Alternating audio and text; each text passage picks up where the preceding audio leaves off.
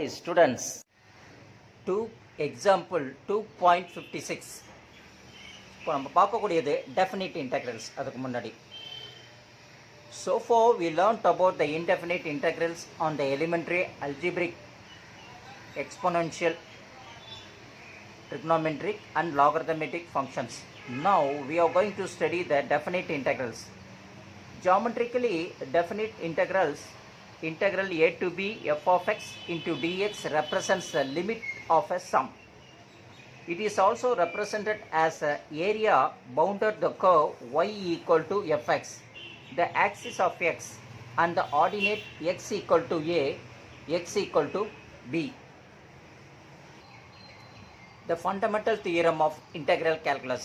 The first fundamental theorem of the integral calculus: if f of x is a continuous function and capital F of x equal to integral a to x f into small t into dt, then capital F dash x equal to small f of x. The second fundamental theorem of the integral calculus: let f of x to be a continuous function on closed bracket ab if capital F of x is antiderivative of small f of x, then integral a to b small f of x into dx is equal to capital F of b minus capital F of a. Here a and b are known as the lower and upper limit of the definite integrals. Note: integral a to b small f of x is a definite constant, whereas integral a to x f of t, which is a function of the variable x.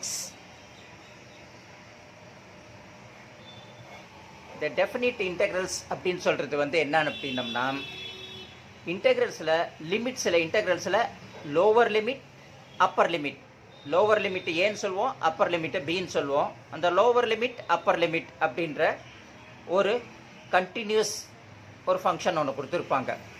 அதுதான் நம்ம என்ன சொல்கிறோம், AB அப்படின்னு சொல்கிறோம். ஓகேவா? இது anti derivative of what? எதோட anti derivative? டிஃப்ரென்ஷியேட்டோட anti derivative தான் இன்டெக்ரல்ஸ் அப்படின்றது நம்மளுக்கு தெரியும். அதை பற்றி தான் இப்போ நம்ம டீட்டெயிலாக பார்க்க போகிறோம். ஓகேவா? இப்போ எக்ஸாம்பிள் 2.56. ஓகே, 2.56 பார்ப்போமா? Evaluate integration 0 to 1 x cube plus 7x square minus 5x into dx அப்படின்னு நம்மளுக்கு கொடுத்துட்டாங்கன்னா, integral 0 to 1 x cube plus 7x square minus 5x into dx அப்படி நம்மளுக்கு கொடுத்துருந்தோம்னா உடனே ஃபஸ்ட்டு நம்மளுக்கு என்ன ஞாபகத்துக்கு வரணும், எல்லா இன்டெக்ரல்ஸையும் ஃபஸ்ட்டு பவர் ஃபார்முக்கு இருக்கா அப்படின்றத நம்ம கொண்டு வரணும். அதுக்கு முன்னாடி இன்டெஃபினிட் இன்டெக்ரல்ஸ்னு சொல்லி நம்ம ஃபஸ்ட்டு எக்ஸாம்பிள் இப்போ ஸ்டார்ட் பண்ணும்போது, இந்த இன்டெஃபினிட் இன்டெக்ரல்ஸில் ஃபஸ்ட்டு கண்டிஷன் என்ன சொல்லியிருக்கோம், லோவர் லிமிட் அப்பர் லிமிட் கொடுத்துருக்காங்களா? கொடுத்துருக்காங்க. Okay, fine. அப்போது நம்ம எக்ஸ் கியூபை நம்ம ஃபார்முலா ஆல்ரெடி தெரியும், இன்டெகிரேஷனில் நம்ம படிச்சிருப்போம். therefore integration of x to the power of n into dx is equal to x to the power of n plus 1 bringing to the power as a denominator n plus 1 plus c, but n is not equal to minus 1 அப்படின்னு நம்ம சொல்கிறோம். ஆனால் இங்கே வந்து definite integrals கொடுத்ததுனால நம்ம இந்த plus சின்றதை நம்ம என்ன செய்யக்கூடாது, மென்ஷன் பண்ணக்கூடாது. ஓகேவா? இப்போது இதுமாரி இருக்கிற சம்ஸில் நம்ம முதலே பார்த்த மாரி இங்கே வந்து லிமிட்ஸ் கொடுத்துருந்தாங்கன்னா நம்மளுக்கு இங்கே ப்ளஸ் சி வராது. ஓகேவா? மற்றது எல்லாமே n equal to not equal to minus 1 அதெல்லாம் நம்மளுக்கு வரும். ஓகே, இப்போ x to the power of n ஃபார்முலாவை இங்கே யூஸ் பண்ணிட்டோம்னா x to the power of 3 + 1 power to bringing as as denominator 3 + 1. அப்போ x to the power of 4/4 plus 7x cube. கியூப்புக்கு வந்து நம்ம என்ன செஞ்சிருவோம், 3 + 1 சரி 2 + 1 x ஸ்கொயருக்கு 2 + 1/3 அப்படியே கீழே வந்துடும். ஓகேவா? அந்த பவர் எஸ்எஸ் மைனஸுக்கு மைனஸ் போட்டுட்டோம், 5x². அப்போ 1 + 1 2, அது 2 கீழே வந்துடுது. இதுமாரி போட்ட உடனே அடுத்தது நம்ம என்ன பண்ணிடுறோம், இந்த லிமிட்ஸ் வேல்யூவை தூக்கி சைடில் ப்ராக்கெட் க்ளோஸ்டு ப்ராக்கெட் போட்டுட்டு 0 to 1 அப்படின்னு நம்ம மென்ஷன் பண்ணணும். ஓகேவா? அப்போ லிமிட்ஸ் இங்கே அப்ளை பண்ண ஆரம்பிக்கிறோம் கண்டிஷன்ஸ் எல்லாம் ஓகே ஆயிடுச்சு, நம்ம இன்டகிரேஷன் பண்ணியாச்சு. இப்போ லிமிட்ஸ் அப்ளை பண்ணணும்னா என்ன கண்டிஷன்? ஃபஸ்ட்டு கண்டிஷன், எங்கெல்லாம் எக்ஸ் இருக்கோ அங்கெல்லாம் அப்பர் லிமிட்டை 1 நம்ம தூக்கி சப்ஸ்டியூஷன் பண்ணணும். அதுக்கப்புறம் மைனஸ் லோவர் லிமிட், எங்கெல்லாம் 0 வருதோ எங்கெல்லாம் எக்ஸ் வருதோ அந்த இடத்துல லோவர் லிமிட்டில் 0வை நம்ம அப்ளை பண்ணணும். அதுதான் இங்கே கண்டிஷன், வேறு ஒன்றும் இல்லை. இப்போ அவங்க ஒரு கண்டிஷன்ஸை மட்டும் எழுதிக்கிறோம். Apply upper limit minus lower limit. அப்போது எக்ஸ் வர இடத்துல நம்ம என்ன செய்கிறோம்? 1 அப்ளை பண்ணுறோம். 1 to the power of 4 is nothing but 4. கீழே டினாமினேட்டர் அப்படியே 4 வந்துடுது. ஓகே, இங்கே 7 into x to the power of 1 போடுறோம். அப்போ 7 into 1 7 தான் வரும். கீழே as it is 3 அப்படியே வருது, 3 போட்டுக்கிறோம். மைனஸுக்கு மைனஸை போட்டுக்கிறோம். 5 into 1 ஸ்கொயர், அது நத்திங் பட் 5 தான் நம்மளுக்கு தெரியும். கீழே இருக்கிற 2 அப்படியே போட்டுக்கிறோம். ஓகே, இந்த மைனஸுக்கு அப்பர் லிமிட்டை மைனஸ் பண்ணிவிட்டு மைனஸ் லோவர் லிமிட்டை இங்கே 0 போடுறோம். 0 போட்ட உடனே என்ன ஆகிடும்? எனிதிங் டிவைட் பண்ணால் 0க்கு 0 தானே வரும். இங்கே அதேமாரி 0 தானே வரும், இங்கேயும் 0 தானே வரும். அப்போ டோட்டலி நம்மளுக்கு இந்த செக்ஷன் ஃபுல்லாகவே என்ன ஆயிடுச்சு? 0 ஆயிடுச்சு. சரி, அப்போ ரிமைனிங் என்ன இருக்கும்? 1/4, 7/3, 5/2. அதுக்கு எல்சிஎம் எடுக்கிறோம். எல்சிஎம் என்ன வரும்? 12 வரும்.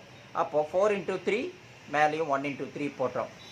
அப்போ என்ன ஆகிடும்? நம்மளுக்கு கீழே 12, இங்கே வந்து 1 ஆகிடும். 1 into 3, அப்போ 1 into 3 3. ஓகேவா? சரி, இங்கே 3 4s ஆர் எவ்வளோ ஆச்சு? 12. இங்கே 7 4s ஆர் எவ்வளவு? 28. அந்த 28. அதேமாரி இங்கே 2 6 ஆர் எவ்வளவு? 12. அங்கே 5 6 ஆர், அதே 6 தான் மேலே இங்கே போகிறோம். எல்சிஎம் எடுத்தாச்சு. 5 6 ஆர் 30. அப்போது கீழே இருக்கிற எல்லாமே 12 கான்ஸ்டண்ட்டாக நம்மளுக்கு டினாமினேட்டர் வந்ததுக்கப்புறம் ஈக்குவல் பண்ணதுக்கப்புறம் மேலே இருக்கிற பவர்ஸை மட்டும் 3 1 into 3 + 7 4s R 28 minus 5 6 R 30 அப்படின்னு நம்ம போட்டுட்டோம்னா இந்த 28யும் 3யும் நம்ம ஆட் பண்ணுறோம். ஆட் பண்ணால் என்ன வரும்? 31 வரும். மைனஸ் இங்கே 30. அப்போ 31லேருந்து 30 போயிடுச்சுன்னா நம்மளுக்கு என்ன வரும்? 1. அப்போ 1/12. அதுதான் நம்ம இங்கே போட்டிருக்கோம். இதுதான் என்னது? டெஃபினிட் இன்டெக்ரல்ஸோட மெயின் ஃபஸ்ட்டு கண்டிஷன்ஸ் நம்ம பார்த்து அப்ளை பண்ணியிருக்கோம். புரிஞ்சிச்சா? ஈஸி, ஒன்றுமே கிடையாது. லிமிட்ஸ் மட்டும் வரும், அந்த லிமிட்ஸ் மட்டும் கரெக்டாக அப்ளை பண்ணிக்கணும். சில இடத்துல லிமிட்ஸ் கொடுத்துருப்பாங்க, நமக்கு இங்கே ஏதாவது ஒரு சப்ஸ்டியூஷன் பண்ண வேண்டியது இருக்கும். அந்த இடத்துல சப்ஸ்டியூஷன் பண்ணும்போது அப்போ மட்டும் என்ன செய்யும்? லிமிட்ஸ் வேல்யூ சேஞ்ச் ஆகும். அதுக்கு தகுந்த மாதிரி நம்ம லிமிட்ஸ் வேல்யூ சப்ஸ்டியூஷன் பண்ணும்போது லிமிட்ஸ் வேல்யூ சேஞ்ச் பண்ணி அதுக்கு சப்ஸ்டியூஷன் பண்ணி வேறு லிமிட்ஸ் வேல்யூ சேஞ்ச் பண்ணி போட்டணும். இந்த கண்டிஷன்ஸ் எல்லாம் மட்டும் நம்மளுக்கு ஞாபகம் வச்சுக்கிட்டோம்னா டெஃபினிட் இன்டெக்ரல்ஸு ரொம்ப ஈஸி நம்மளுக்கு. ஓகேவா?